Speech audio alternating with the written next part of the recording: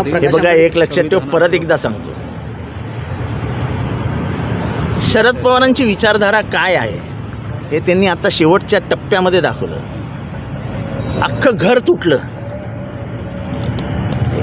ते एकीकडे गेले, अजित पवार, सुप्रिया सुळे एकीकडे गेले आणि साहेब एकीकडे गेले. त्यांनी हे नाही बघितलं की माझं घर तुटतंय.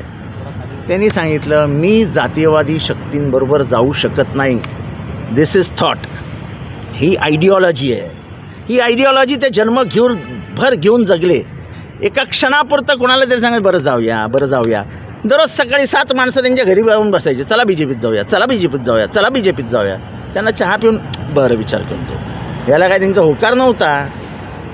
त्यांनी नाकार कसा दिला इतिहासात नमूद होईल की त्यांनी आपलं घर पडताना बघितलं पण त्यांनी विचारधारा सोडली नाही. सर, प्रकाश आंबेडकर हेही लागणार नाही. 15 जागा, 15 सुप्रियाताई आणि सुनीताताई एकत्र भेटल्या. अहो ते ठीक आहे ना, जाऊ द्या ना. त्यांनी नीती मारली, मला प्रश्न आहे. भोंगा आणि सिद्धी सरकार आणि डरपोक ते त्यांचा प्रकार आहे. मला वाटतं कमीत कमी वर्षभरात 50 वेळा CM यांच्याकडे चहा पिले आणि 50 वेळा हे CMकडे चहा पिले, 50 वेळा DCM यांच्याकडे चहा पिले आणि 50 वेळा हे DCMकडे चहा पिले. तर चहा पिता पिता जर बोलले असते तर मजा आली असती ना. म्हणजे दाखवायचे दात आणि खायचे दात वेगळे आहेत. त्यामुळे असल्या गोष्टींकडे लक्ष द्यायचं नाही. राज ठाकरे आहेत. तर शेळकेंचं देखील समोर आलेलं आहे की जाताना प्रचाराला पवारांच्या कोणी जाऊ नये त्यांनी म्हटलं. धमकीवजा मेसेज असं आहे की साहेब जेव्हा मंचरला सभेला गेले होते तेव्हा तिथल्या आमदारांनी सगळ्यांना मंत्र्यांनी फोन करून सांगितलं होतं जायचं नाही, जायचं नाही, जायचं नाही. आता कसं पोलिसही त्यांच्या ताब्यात, सगळं त्यांच्या ताब्यात. पण लोकांची मतं तर लोकांच्या ताब्यात आहेत ना. आणि गद्दारांना मतं द्यायची नाहीत असं महाराष्ट्राने ठरवलं आहे. आणि तुम्ही जर असे दमदाटी करत सुटलात प्रत्येकाला तर अजून लोक चिडतील. तुझा कारखाना आहे का, तुला बघतो, घेतो आतमध्ये. आमच्या एका आमदाराने नेले, अरे तुझ्यावर IT पडली नाही का अजून, बसणारेच आतमध्ये. म्हणजे ITची पण बातमी यांनाच असते. राजकारणात हे असं राजकारण कधी बघितलेलं नाही आम्ही.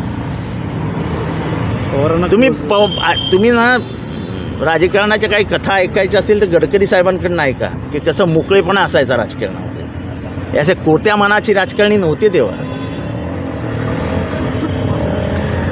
सर, महायुती लोकसभेच्या जागेवरून महायुतीमध्ये पुन्हा भिडलेली पाहायला मिळते. मात्र महाविकास आघाडीकडून देखील महाविकास आघाडीच्या 48 जागा फिक्स आहेत. कुठेही आमच्यामध्ये अंतर नाही. पण आम्ही का सांगाव्यात?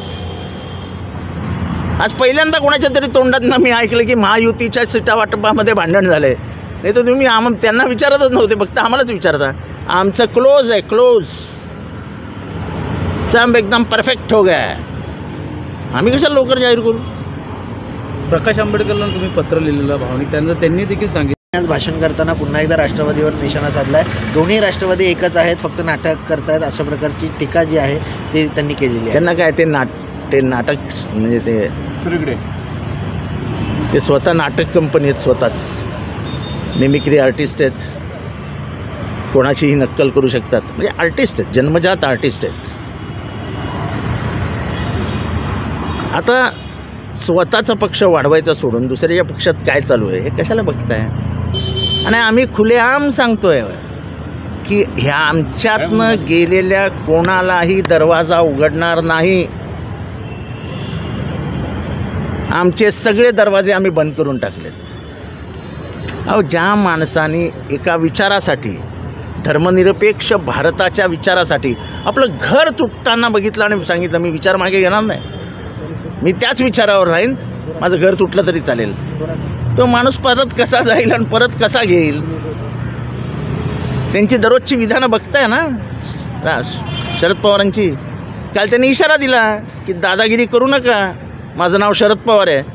हा फक्त एका आमदाराला नव्हता, दादागिरी कुठे कुठे चालू आहे सगळ्यांना माहिती आहे, त्या सगळ्यांना इशारा होता.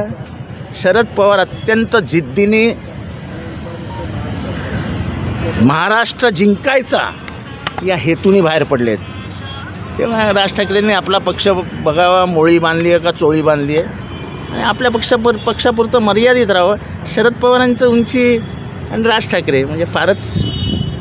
भोंग्याच्या मुद्द्यावर स्वतःला साहेब, विद्वेषाचं राजकारण हे लोकांच्या कुठपर्यंत पोचलं आहे, म्हणजे डोक्यात किती शिरलं आहे, ह्याचा हा एक प्रत्यक्ष अनुभव आहे. एखादा माणूस प्रार्थना करत असताना त्याला ढकलून देणे, त्याला बाजूला करणे, हे कुठलाही धर्म शिकवत नाही. कोणालाही ज्याला माणुसकी आहे तो करूच शकत नाही. ते लोक नमाज पडतायत आणि त्याच्या जाऊन मागे लाथ मारून त्याला उठवायचा हा अमानवी प्रकार आहे. आणि जे काही विद्वेषाचं सुडाचं राजकारण सुरू आहे देशामध्ये, जो काही धार्मिक विद्वेष पसरवायचा आहे, त्याच्यातला हा एक भाग आहे. ज्या पोलिसांनी ट्रेनमध्ये गवळ्या घातल्या होत्या त्याच्याच जातीतले हे पोलीस आहेत. त्याला माहीत नव्हतं काय, दिल्लीत राहतो ना तो, त्याला माहीत नाही नमाज कसा पडतात काय हे, तरी येऊन 4 जणांना लाथा घालतो. हे जेव्हा देशामध्ये वातावरण तयार केलं जातं तेव्हा असे मानसिक विकृतीचे लोक तयार व्हायला लागतात, ज्यांच्या हातात कायदा आणि सुव्यवस्था ठेवण्याची जबाबदारी असते. तुम्ही सांगितलं सोडाचं राजकारण, एकीकडे रोहित पवार यांच्यावर देखील अशा प्रकारची ईडीची कारवाई आता त्यांच्या कारखान्यात 5 कोटी 20 लाखाच्या जी काही मालमत्ता आहे त्याच्यावरती टाच आणली ईडीने. मात्र त्यांनी एक ट्विट करून सूचक इशारा दिलाय, जे रडके होते ते आता निघून गेले, आता लढणारे बाकी दिल्ली समोर झुकणार नाही. म्हणजे रोहित उत्तर देतो आहे आणि ईडीची जी ताबा घेण्याची जी कारवाई आहे त्याला कोर्टात चॅलेंज करता येतं आणि ते काही फार मोठं नाही आहे. ते प्रकरण काही फार मोठं नाही आहे. अशा प्रकारच्या कारवाईमुळे कारखान्यात शेतकऱ्यांचं भलं कुठे झालं तर आज नुकसान होईल. कांद्याचं तेच झालं, ऊसाचं तेच झालं, धानाचं तेच झालं. सगळीकडूनच शेतकरी अडचणीत सापडला आहे. शेतकऱ्यांचं गव्हर्नमेंटच शेतकऱ्यांचं नाही.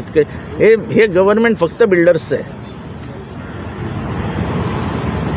15-20% द्या आणि कुठलंही काम करून घेऊन जा. सर, आज नाशिकमध्ये राज ठाकरे